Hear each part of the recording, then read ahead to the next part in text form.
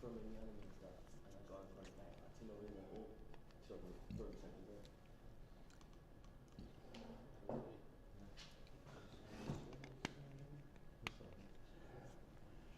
Bishalach, good now of Shabbos. Parshas Bishalach has probably, I don't know to say the most hashkofas in it. I don't know, but hashkofas, not necessarily halachas. We're talking about hashkofas, how to attitudes towards certain things. I don't know if the first one would be called a hashkofa. Maybe Bishalach Paris B'lenochem Kim Dachad Plishtim. In other words, that you don't leave an opening where it's shaykh to be taken. That's really what it's telling you. And when you're having an argument or you're trying to be to take people on the right track, frat kids, you don't leave them an opening where they can go off the derech, and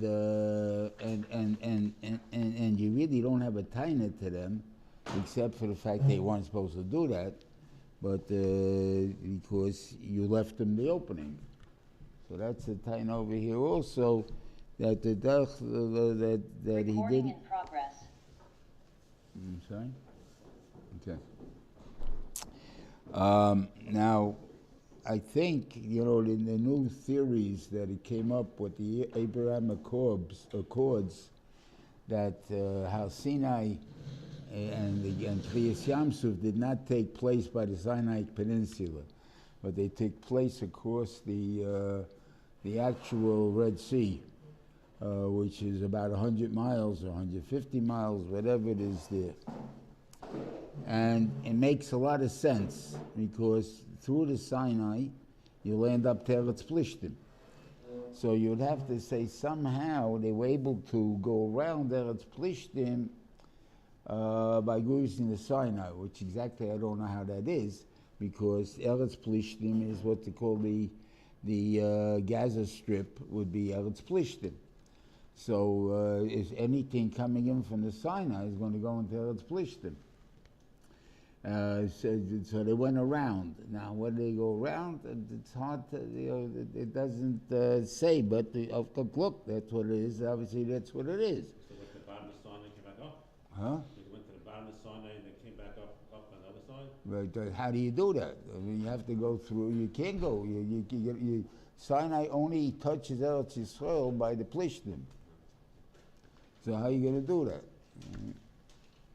So you'll say it's Eretz Plishtim, there's first a little piece that's not Eretz Plishtim. All right, so good, could be. I have no right that it's not that way. But Lamaisa, you're already pushing. Secondly, it also had the kasha, how come and they landed up by Eretz Ammon, and so on. And they get the kasha also when from Moshe Rabbeinu went from Midian to Har Moriah, by the Aish, how did that happen? Where was that? It's a pretty long trip to go from Midian to Har Sinai, whatever you call it. So, if you learn that Midian and Saudi Arabia are touching each other, and Eretz Edom is also over there, that's where the maps I've seen have it. They're not new maps, I'm talking about old maps that had Eretz Midian, and then they're all Neva Yarden. They're under Sichin and Oig, and then you have Ammon and Moav, and then you have Eretz Midian, and then you have Eretz Edom. So you have all of them, and they're all in Saudi Arabia. And the only way to get to them, the Chayru would be like, how'd you get over there? If you cross into Saudi Arabia, because the Yamsuf. It also makes sense like able to hold all the armies and the people in it. You're talking about Klal Yisrael, which was more about 4 million people, and you're talking about the army of Mitzrayim, all had to be in the Yamsuf at the same time.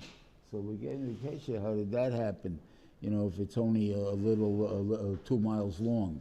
or 3 miles long, so it doesn't, what do you call it? Okay. So I'm saying it makes a lot of sense. That was pshat. Now, the kasha is this, like this, you know, it bothered me that we see that they had a war with Amalek not long after they went out of Mitzrayim. And you don't see that they went back to Mitzrayim because there was a war with Amalek. Why would the same thing happen by Plishtim? And the factor will say, okay, that by Edom, they went around Edom and they didn't have a war. They didn't go back to Mitzrayim because at that time, it's talking about after the 40 years in the Midbar, they saw the Rebbeinu Shalom's hand as a kol yochol. Therefore, there was the Rebbeinu Shalom said, "We're not attacking Edom kirchichahu." So therefore, we're not. We have no kasha. Okay, but over here, if they would tell you by Eretz Plishtim, they went out against the war. So I said, it's not that they would have seen a war. They were ready for war. Chamushim olam Eretz Mitzrayim, either they were armed, or whatever. They have chazokah. They have the what do you call it?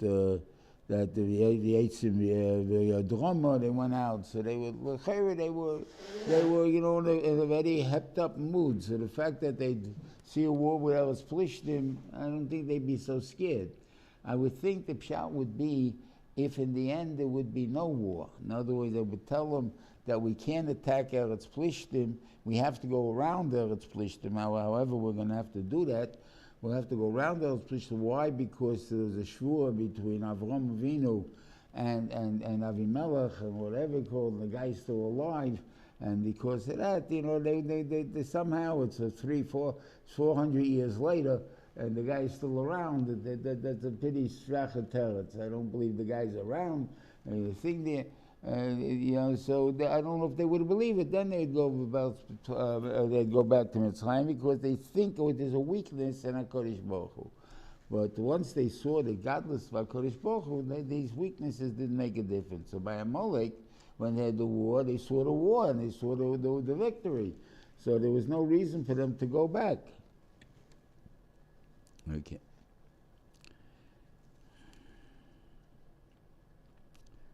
Okay, then the Bensham back. Okay. Now, it's according to the way we were learning that they were free and all these things, so why did they want them back for? So they have to say there was just simply a point of pride. That in other words, they were always able to say, no one ever left us against our will. And we were able to hold back avodim and everything else. And here, the whole arm is going to go out against our will. So it was a pride. It had nothing to do with serving them. They weren't getting anything out of them. And Bifrat, if we're going to learn that they really didn't accomplish anything, the peace and analysis kept sinking. You know, they weren't interested in the camp, they were just interested in torturing the Jews.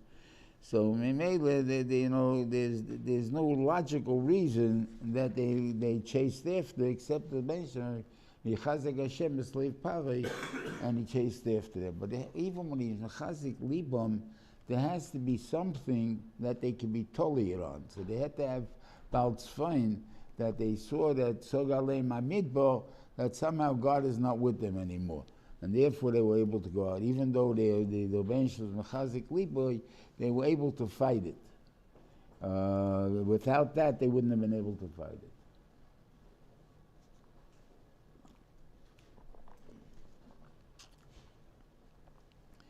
Okay. And they call him on the Yom, okay.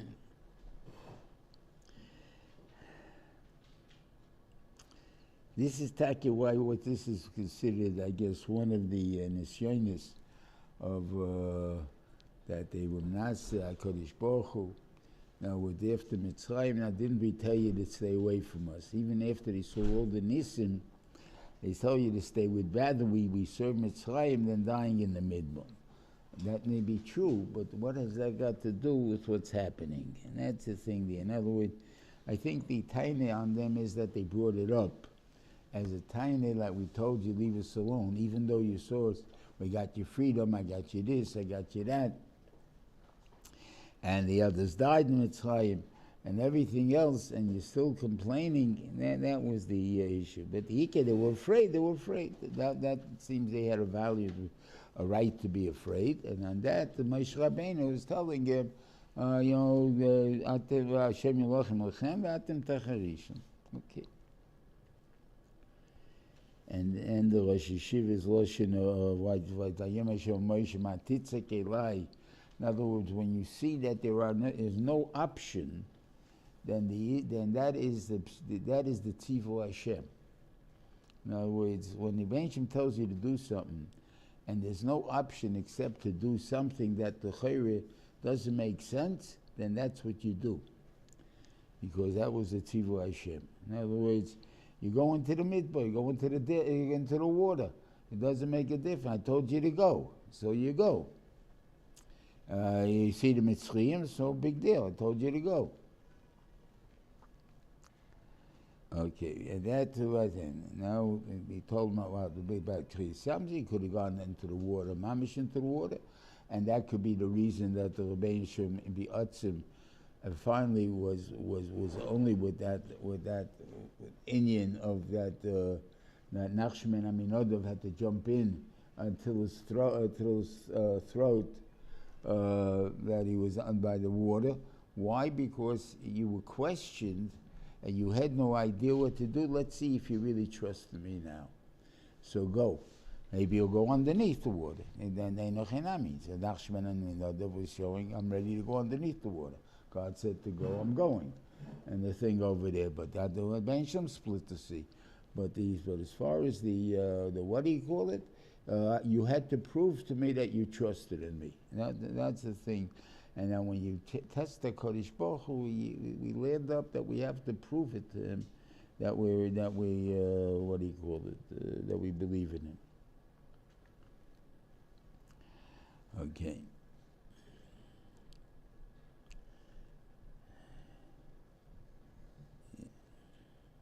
Okay, and then they gave him a hard time, and okay.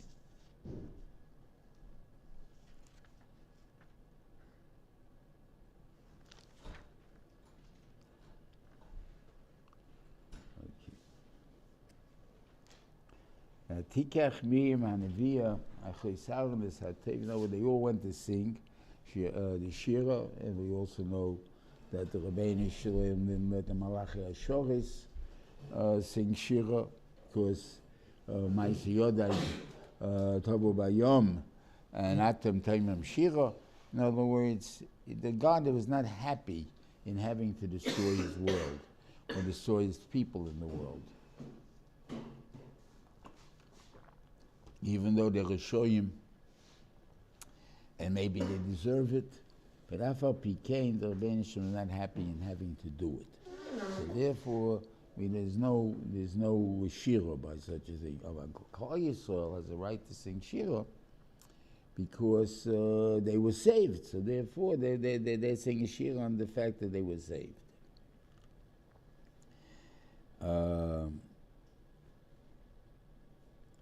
You have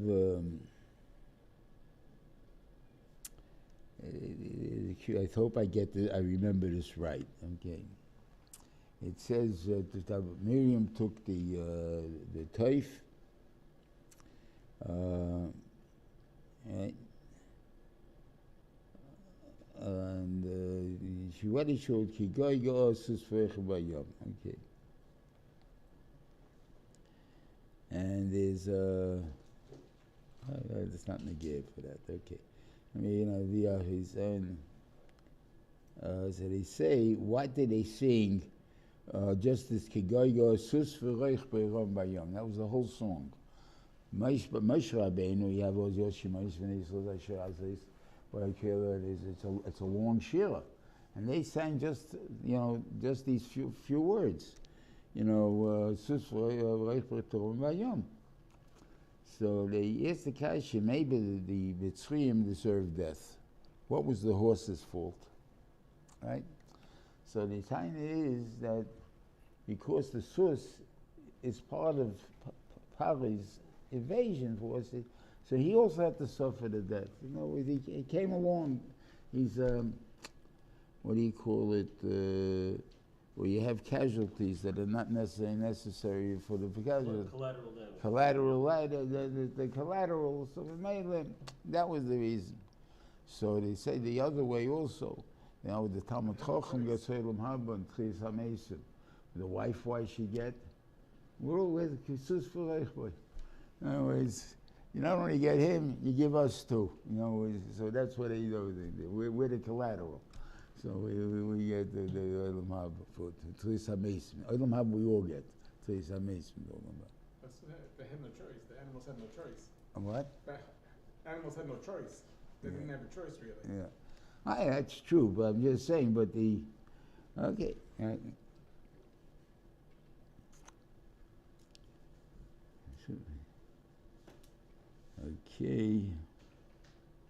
Okay, that's about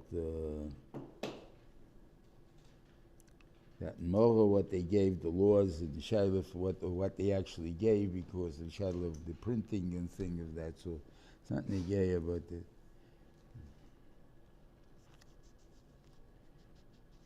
and I think the union of Ayova Elimo, that it's really, you got it in one pasuk because King James put in the Parshas. So it's after Chamishi, after the Samach, it's one pasuk that they came to Lima and there was Shtei Mesei Eines Mayim Shivim Tumorim. That is telling you that there are times in places where you see Yad Hashem. In other words, it's sometimes very obvious. They came to a place where there was Shivim Tumorim, all right, and now it's 70, that goes to feed the number of the Sanhedrin, and they had 12 Eines Mayim, 12 ponds of water, I guess, or whatever you call it, that they were able to drink the water. And it's all in the desert, so you see, obviously, this is a place made for Bnei Yisrael, that it was such a thing. So in other words, it's sometimes nicker in life that this is the right thing. And that's what they tell you, that you should expect things like that in life too.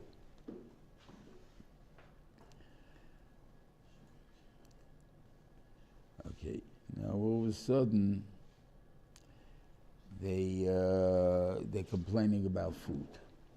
And they're complaining about, they didn't really complain about meat here, but the way the Lashon is, you know, you shepherd us when we were sitting, V'sir HaBasar, we were having meat and everything else when we had Mitzrayim, right? And the thing though, Mitzrayim didn't offer any meat. So it means our own meat maybe, but the skin. You took us out of Mitzrayim to die in the Mezbah there. The Gemara says that Basa Shalom like a Hagin. And I say you don't find it really is for Basa, even though the Rebbein Shem does give them Basa here. But that's not right. But bread they had a right to ask. If you take a look in Tilim Ayin Ches, it talks about bread also they had no right to ask for. Now why not? So you can learn like this, that, first of all, the Gemara can't cling on Tilim. If Tilim says it was like a Hagen, I was thinking, well, say it was like a Hagen. You know, and then it says, Raglo chalai batzeka v'simlas chalai bolsami alecha. Mashma, that the clothes never wore out. They were washed daily. The Anani HaKavod washed them, the Anani HaKavod pressed them. And it was all on the body. You know, you don't change unless the thing is dirty. The thing is not dirty, you keep wearing it. If it fits, there's no reason to look for another size. It still fits, right? So you keep wearing it. So a thing, if you change it minutely every day, where it's not nickel, all of a sudden you'll end up from putting the onesie on the kid when he was born to the guy wearing a kapota at the end of 40 years, it will all be the same beggar. Never had to change it. Okay. General Motors, I remember, used to do this.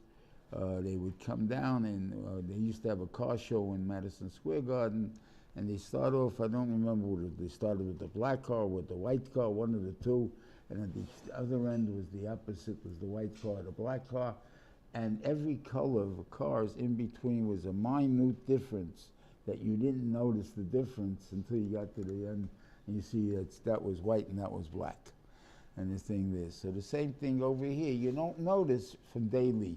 The guy got tall. If you didn't see him in a few months, you see, oh, he got tall. If you see him every day, you don't notice it. So, what do you call it? So, and the same thing goes when you're tired. When do you sit down? When you get tired. If you don't get tired, you don't sit. So you keep walking. So,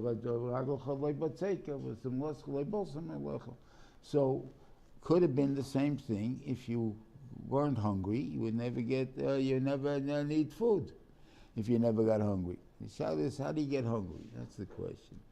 So normally we eat in a way that it's made that we don't get hungry. We eat breakfast, and that lasts us usually till lunch, even though we may get a little hungrier at some time, but it's not really hungry.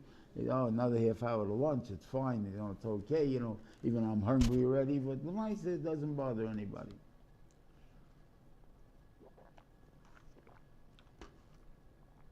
But what happens if you tell the person there's no lunch today? When does he get hungry? All of a sudden, doesn't get hungry anymore 1 o'clock. He gets hungry at 11 o'clock. Why? Because there's no hunger, there's no lunch. That's like a Hagen. If you would have just been not hungry as if when you were full, then there would be no time on Klal Yisrael. You went to 3 o'clock and you have no food and you're hungry. Okay, that's fine time. But you wouldn't have gotten hungry. Except the only reason you got hungry because you knew there wasn't going to be any food. That's not a reason to get hungry. And that, I think, is machlek. So technically, they asked for food when they were hungry, so therefore it's gehoigen.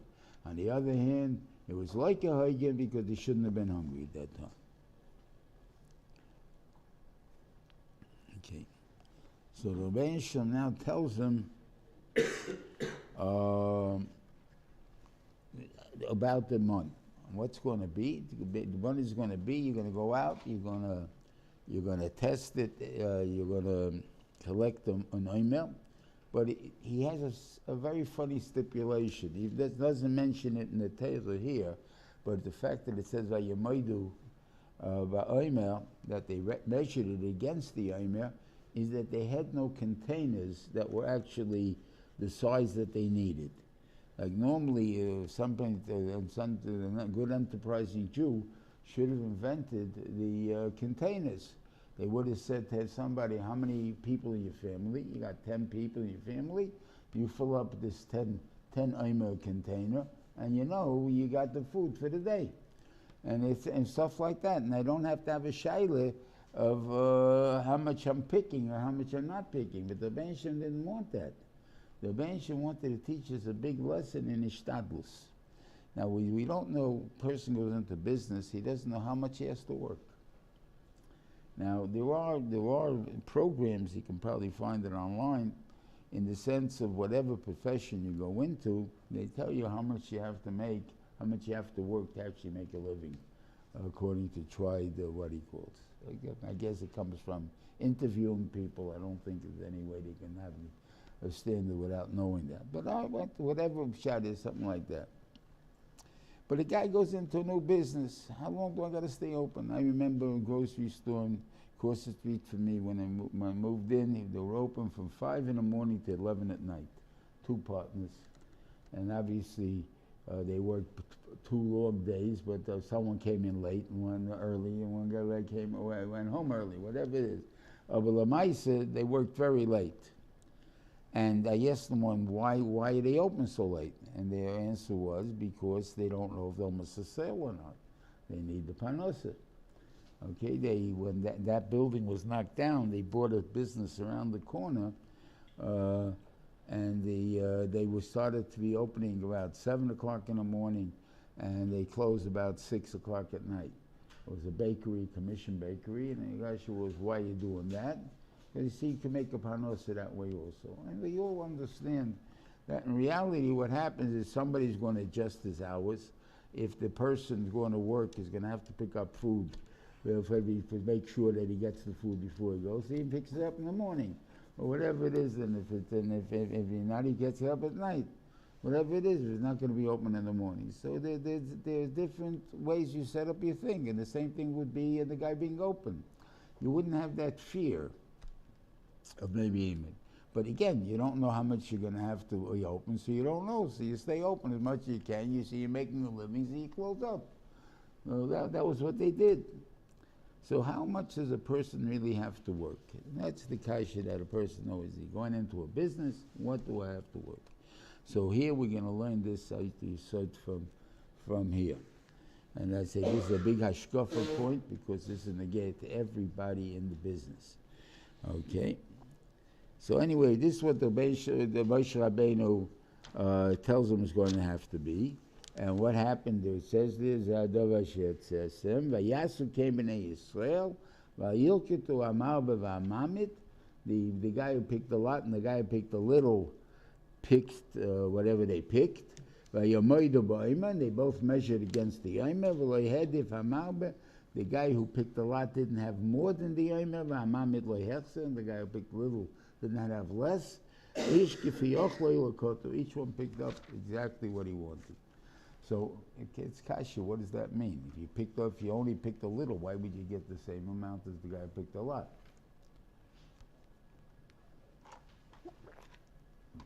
You say the reason the guy who picked a lot didn't get more, because they want to tell you, remember, you can't take what the Rebbeinu doesn't want to give you. So you can work as many hours as you want, but you're not making more than what the Rebbeinu decided to give you. So therefore you want more. But why the guy did less? Why did he get it the same amount? I mean, he was just lazy. So why was he entitled to the same amount?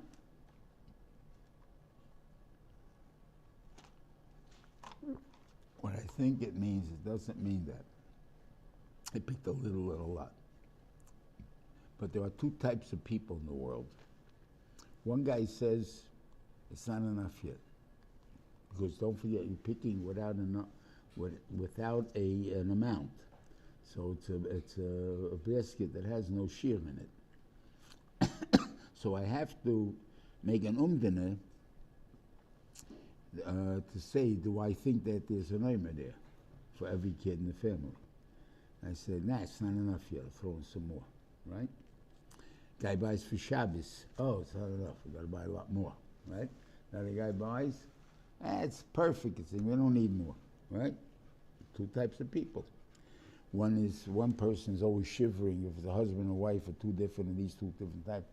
One is shivering, it's not going to be enough for food, and the other one is going to say it's going to be too much. And Baruch Hashem, you see, it's always enough. You know?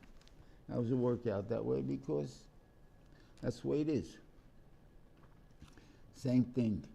You picked an oimer. You didn't pick more than an oimer, except your hashor of how you picked an oimer was you picked a lot. That's not going to get you more than an oimer. On the other hand, the guy who picked a little also picked an oimer. It's not enough, and it's enough. That's how you do when you work, have to make a living.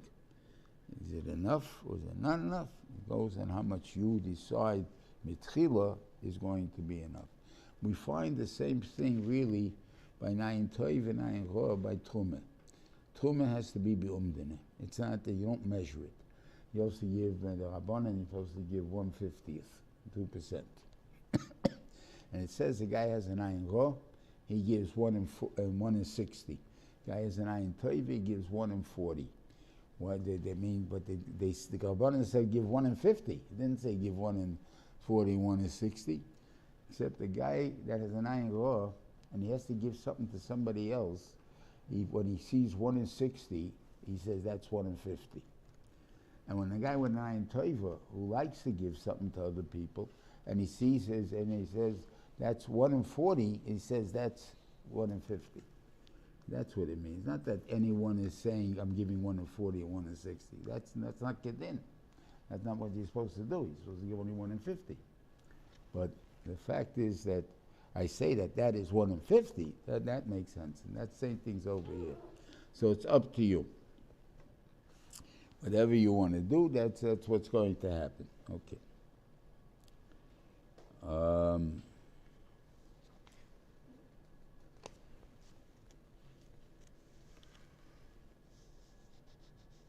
Yeah, then he also told him about Shabbos. That on Shabbos, you're going to come on Yom HaShishi, you're going to get 2 times. Now, Moshe Rabbeinu does not tell this to Klal Yisrael right away. He waits until it came Yom HaShabbos. Here is the Lashon. Yevahi b'yom hashishi loktu lechem mishne shnei yoim elechad. That everybody picked 2. Vayavoyu kol nesiyoid vayid l'Moshe. And vayom emalei Moshe hu ashadi b'Hashem. That's what God said is going to happen. So why didn't you tell us? Because I would have told you, what would you have done? The natural tendency, if I'm telling you, Friday you're going to get double. You don't have to, so I'll get pick double. Even though you tell me don't pick double, I'd pick a little bit more than single. That you can't do. So the Ben Shem wanted to show them, Moshe wanted to show them, you can trust God. Now, we learn out from here, we're always wondering about Shabbos. How does God pay back for Shabbos? Okay? Where's the money going to come from? How's the key? Do I ever notice it or not? And the Gemara said in the Farish, that's what it is. So Shabbos is not even in the cheshbon. So you don't earn it. From here you see you don't even have to lift it up. I only picked 1 omer. He didn't tell him pick 2 omerim. They picked only 1 omer on Friday. And it became 2. So therefore there's no effort at all in the Melechah Shabbos, in the money for Shabbos. What I do have to do is I have to prepare it for Shabbos. That I have no excuse for. That I must do. I must cook it, I must grind it, I must bake it, whatever it is I'm doing that I got to do. But earn money for it, I don't have to do a thing. So how is that possible? So the ones that have investments, that there's no kasha. Because the investments that all of a sudden they're producing a lot of money and something like that, that's Shabbos. It doesn't have to be in the case of kasha. I don't work for it. It comes automatically, so therefore that's Shabbos.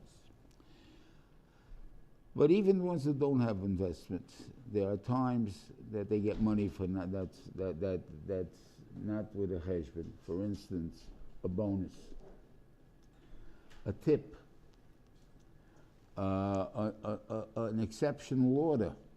In other words, let's say a salesman, which his job is just to report, to the supplier how much to ship out, right? So normally, let's say he makes a panosa with 5 dozen, and all of a sudden he's got an order for 50 dozen. It's the same phone call. He has to call in 5 dozen and calls in 50 dozen. But the Maisa is the 50 dozen. The other 45 dozen is Shabbos. That's what that was no tircha involved, nothing in it. And that's the Shabbos money, and that's how you have it. And everyone has it, whether you get it. As I said, even let's say a Rav sometimes gets unexpected, what do you call it? He came someplace, maybe gave it to Russia, and he gave it without a cheshbon. He had no intention of getting any money for it. And they give him money. So, so that's Shabbos. That's without any tichet, without any what do you call it? I didn't do anything for it. I would have done whatever I did without it. And the Maisa, they gave me money, I take the money, and that's Shabbos. And that's what you have. So therefore, it's also an Indian to know that it's actually able to be seen, if you want to hold cheshbon on these type of money, that you get a gift or whatever it is there, that'll cover the Shabbos bills.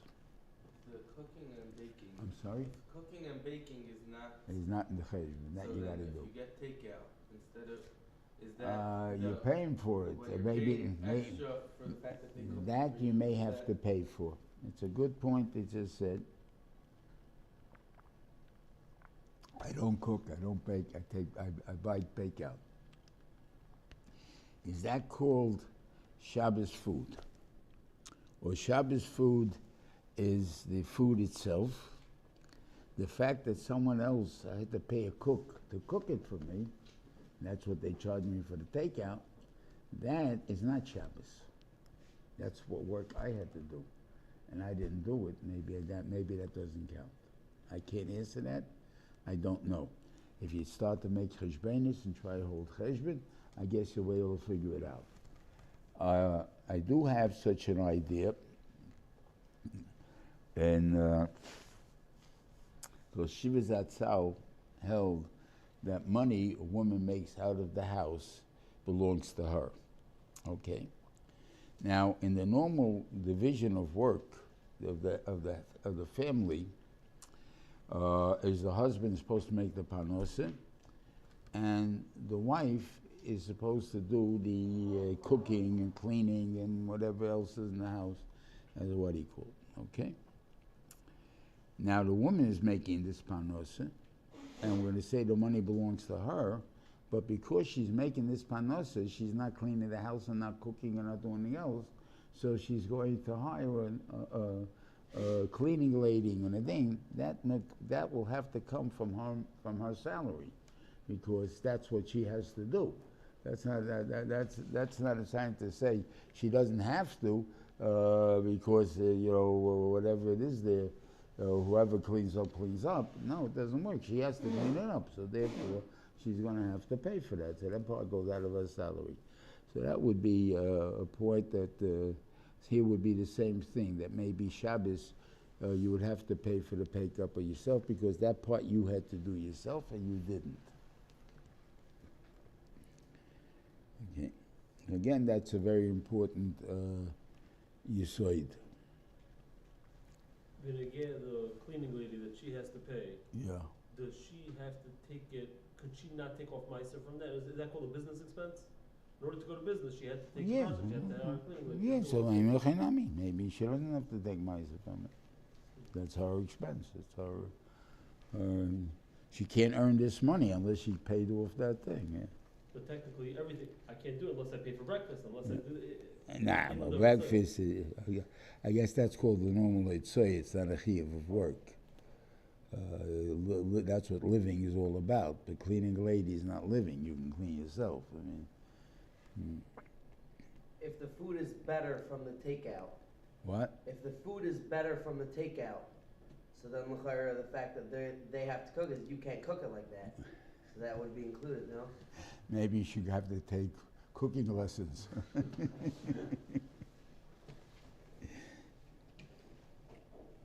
Then you're going to come in, overseeing will knock off all the money that you make for Shabbos.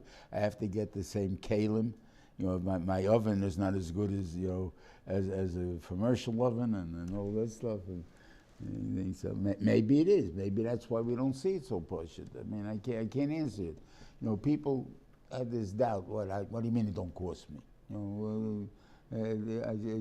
I walk into the store, it costs me hundreds of dollars. I never saw any hundreds of dollars coming back to me, So I'm saying maybe that would be an answer. How would the answer out? I would think that there's enough free money that comes in, whatever you want to call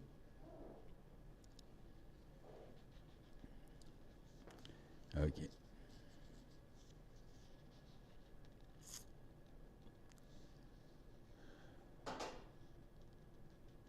But I would say it's also, but going to this category, I would have to go buy all the sale items. I have to go to Buy all the sale items, I should not buy regular items, I should go after sale. So I understand. So that's part of the cheshbon. That's I would say that even the prepared food. Okay, I said when the guy will make a cheshbon, a real cheshbon, we can probably figure out how it works, the rest of the stuff. But who's going to do it? Okay. For Shabbos have to look for sale items? Huh? So is Shabbos. But so is Shabbos. money spent. for Could be. Shabbos. I mean, if I'm If Grshon gives back to 100%. Things that I would need normally and I would pay full price for, just happened to be walk into a store and happened to be 50% off, that 50% is Shabbos. They didn't just do me a favor. He's asking Right. something else. He's asking if a person's going shopping for Shabbos, does he have to look for sales? No. They don't have, is that what you asked? If I have to look for sales? No. But I have to learn. If I can get sales and I bedafke buy not sales, that may be throwing money away. That I can't answer you. Now, where the sale is there, I don't know, guys, let's say, guy likes only Coke over Pepsi or whatever, or Pepsi over Coke.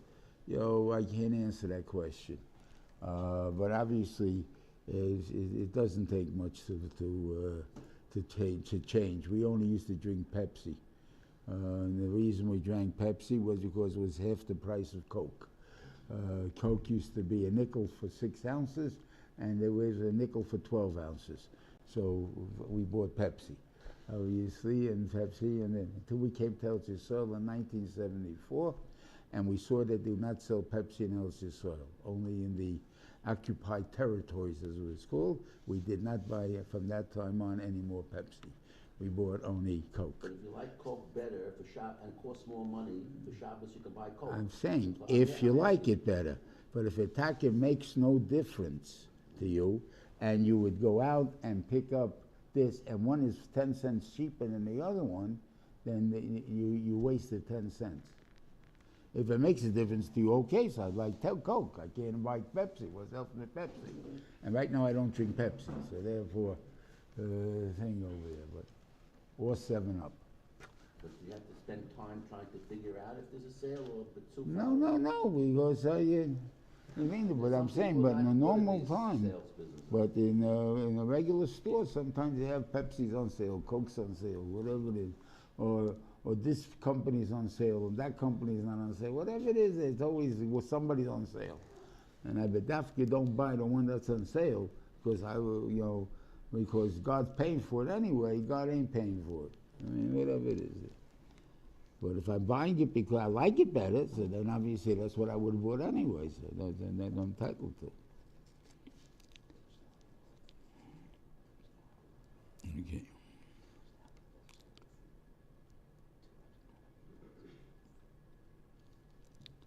Okay, and the Rebbeinu Shalom, when he gave us the money, put it away, the Tzintenes Hamon, and Rashi brings down that the Yumi in his door asked, they gave it the Musa people, the Musa, why, how come they're not learning? And they said, because you have to make panos, and he took out the Tzintenes Hamon. Doesn't mean there's going to be mon.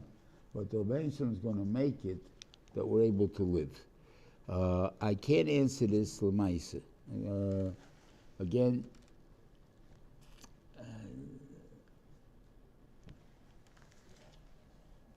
I know this from people that told it to me. Discussions between their wives and goyim in the same profession, nurses, this thing, that. And the goyim go to the point of saying they can't afford to eat steak. What do you mean can't afford to eat steak? If I was able to get away buying in the A, well, there's no A&P anymore, but in buying in the in Stop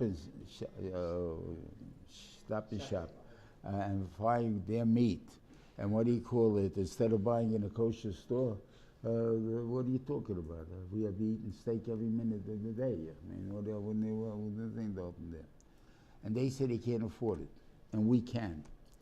Is that pshat Reuven Shalom is automatically making nisim by us?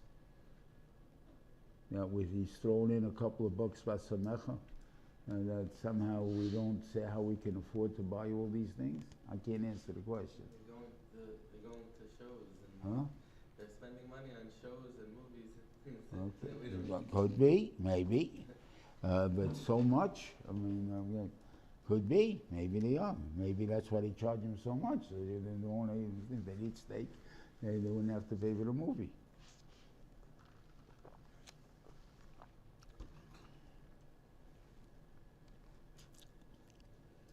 Okay.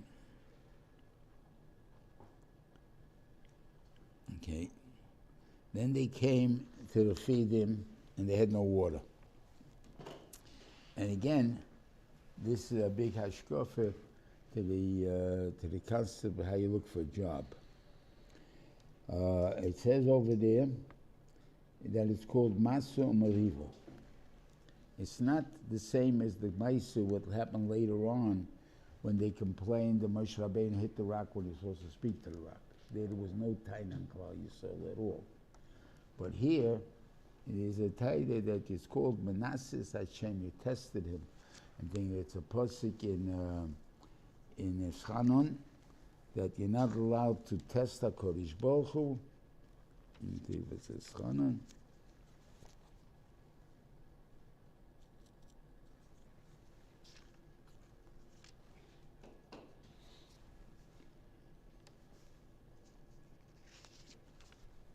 Yeah. Lo yisenasos Hashem lekeichem kasher nisisem b'masa. Not allowed to test them like you tested them in masa. How do we test them in masa? We ask for water. Right? The same thing we did in when he banged this, when he hit the rock. And there's no taina. Fakir, the taina was on Moshe Rabbeinu. Like, why go out and give him more water? So what was the test? So the Shiva seemed to learn that the test was that they asked for water. They didn't ask, let us be hydrated. In other words, that we shouldn't be thirsty. Because if that's the case, the man could have made a nest, they wouldn't need water. But you ask for water. And again, could be the reason they asked for water is because as soon as they saw there was no water, they became thirsty. And the Mela was the same thing like that's called the Oshal Kehoigen. But they asked it, let's see if God, and as the Loshen is like over here, Masum Riva, Rivne Yisova, Naseisam as Hashem Lema, Hayesh Hashem Bikibenu Amoyim. God's among us or not. How do you know his name? What did he say? He's not among us. Because we have no water. Right? Obviously, we're asking, can you produce water? Let's see. Produce water in the desert. Okay? And God did it, took it out of a rock, and that's the way it is. Okay. Well, Shiva said, if a person needs a job, needs a panosa, and he has an interview, he should not say, the Rebbeinu Shalom, please give me this job. He should say, Rebbeinu Shalom, I need panosa, please give me panosa. But I'm going to an interview now, Rebbeinu Shalom. I don't want to look like a fool. So please make me do good on the interview.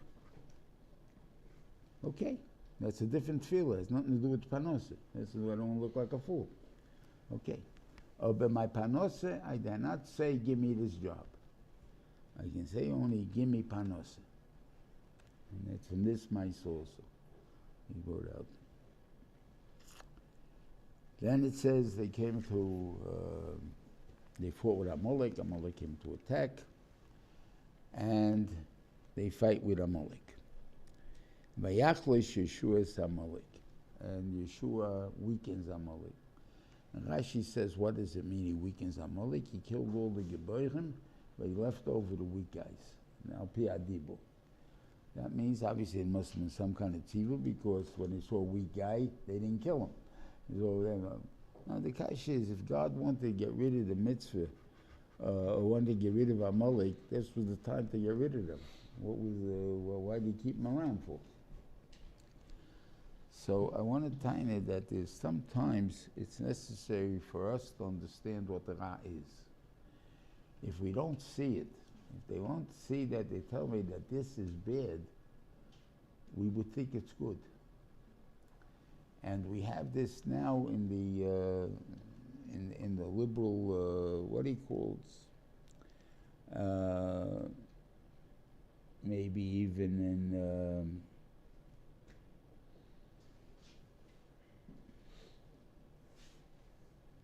what do you call it?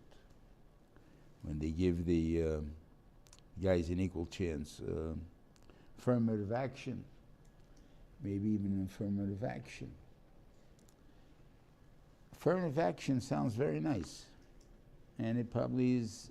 I mean, does a lot of people got jobs who are not roy l'kach. But we gave them the job because, you know, it was unfair that they're not out of it. Yeah, you're right. It's unfair. If they should have maybe had the equal education, should have the equal ability, equal everything. And if they do, maybe they should even have a priority to get hired. But to lower our standards in order to accommodate that just means that we're assigning people to die. In other words, if we automatically make a medical to compare with a 50 instead of with a 65, so you're killing 15% of people that everyone they killed before. If you're making firefighters don't have to carry 200 pounds, they only have to carry 150, you're killing everybody over 150 pounds. Then when there's a fire, you can't do that. You can only tell them, if you have a 200-pound person, take him. Because he has a right to be there. Maybe because we took them out, maybe he should have a benefit. Okay, that we hear. So there's a lot of things that we think are right, but may not be right in the thing over there. I once even came to think about this as like the Emancipation Proclamation, right? That's a major, major chidush that was made. And obviously that was the thing that made Lincoln who Lincoln was, right? Was it a good thing or a bad thing? Did we think about it? And you'll say, well, what could be bad? You freed the slaves, right? Yeah. When did you free the slaves? You freed the slaves, let's say, 9 o'clock in the morning. All slaves were free, right? 9 o'clock in the morning came, everybody jumped up, we're free, we're all free. Okay, we go out, we have a lot of time, we play a game of baseball, we go things, we don't have to work in the field anymore. We come back and then it's lunchtime and we're hungry. What do? We come back to the boss's house and say, hi boss, what are you guys doing here? We came for lunch. What do you come for lunch for? You don't work for me anymore. Right? So what do they have to do? They have to steal. They have no choice. They're hungry. And no one's paying, and there's no jobs out there. So you didn't do them a favor. You didn't set them up. By us, when we free an Ivri, we're mechuyev to give him anokia. You give a guy, you fire a guy, you have to give him 2 weeks severance pay. Why? Because he has to have food until he can get another job. You can't just fire a guy and tell him you're out of here. And that's what he did. So was that good or bad? Now, if we don't look about it that way, we're looking at the idea of the slavery and all this, and you're right, it sounds like a great thing. But if you take it to the actual, did we do an actual favor to anybody, that's a big problem that we have to think about. Okay, so we have to know what's good and what's bad. If Amalek is doing it, it's bad. There's nothing to think about. So we have to know that there's a music of bad in the world. The only, I guess, the dime that we didn't keep them around was because they were too bad. But these guys we can keep around. Then they have the last part, which is the way of Zikoron of Parshas, like again, but it's in Bishalach, not in Kiseitze. And there are Meforshim that actually say in Shulchan Aruch that if a guy missed Parshas Zocher and he listens to this Parsha of Amalek, which is Purim, he's Yetzer Parshas Zocher. And to me, I don't think that's right. And I'll tell you the story. When I was in Telz, I got the guts to walk over to Balameya on Purim, and I asked him, said, if Klal Yisrael would have been Mekayim in the mitzvah of Mechias Amalek, then we would only have 612 mitzvahs in the Torah. And the Torah becomes lessened because of that. And it can't be. Right? So how do you tell me that there's a mitzvah Mechias Amalek? So he told me we're not interested in killing Amalek. We're interested in the ideas of Amalek, and that is always there. Because the ideas of Amalek are always around. I took that as obviously I took it as a very as right, and because of that, I touched up the pasuk in Kiseitse completely different. In Kiseitse, Amalek is completely wiped out. They're dead. They don't exist. And that's the time when you can wipe out Amalek that's in you, what you learned from Amalek. That's what it is there. Because it says, when he frees you from all the enemies around you, which means Amalek too, then you can first concentrate on yourself. And I think over here, though, Bishalach is a different thing altogether. Vayom Hashem HaMoshe Seif Sikom B'Sefer V'Sim Boznei Yeshua Ki Mochei Emche Zeicha Amalek. I will destroy Amalek, not Klal Yisrael. I may destroy it through telling Klal Yisrael to do it. But from there, Mashma wouldn't have happened anyway. Whatever pshatim that we're going to give. I mean, as far as we know, Shaul HaMelech only left over Agag, right? And then they had he was boiled a shivcha and had a baby, and from him comes Haman ben Amdosa, right? Hey, how did David HaMelech wipe out so many different people in Amalek in Tziklag, which was after the mice of Shaul HaMelech? Why? Well, he pretended that they had his behemoths, they had his this. Whatever stories you're going to give me, that means Amalek was not wiped out. So they weren't wiped out. And the same thing, you'll say, so what do you do with that? I guess it's going to be different midrashim. What am I going to tell you? I have no pshat in that. It tells us she was saying if someone would have been able to kill Hitler in Shemayim, that he didn't Mukayim mitzvah Mechias Amalek. Who? It tells the Rosh Hashiva's concept that it's an idea rather than physically killing. He's saying if someone were to be able to kill the Nazi, absolutely no heter to do with it. A Nazi maybe, yeah. Amalek, no.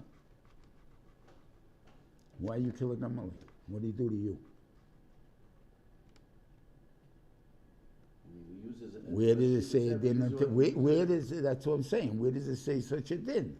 So there's no such thing. Here in the Parsha Bishalach, where it does talk about it, it says, I will destroy Amalek. And it says over there,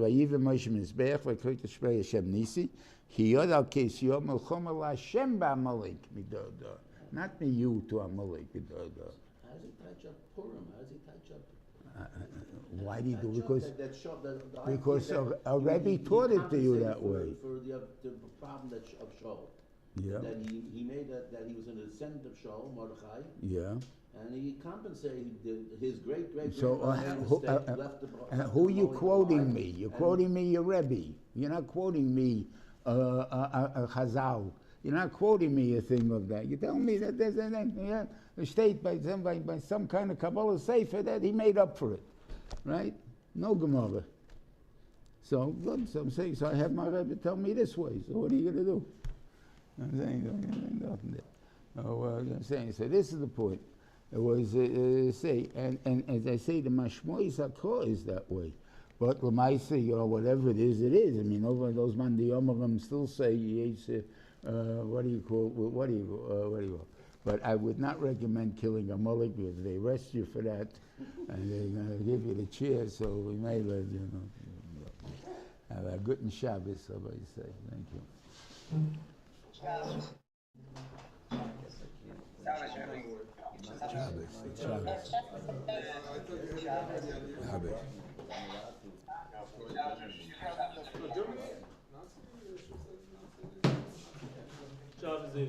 Shabbos.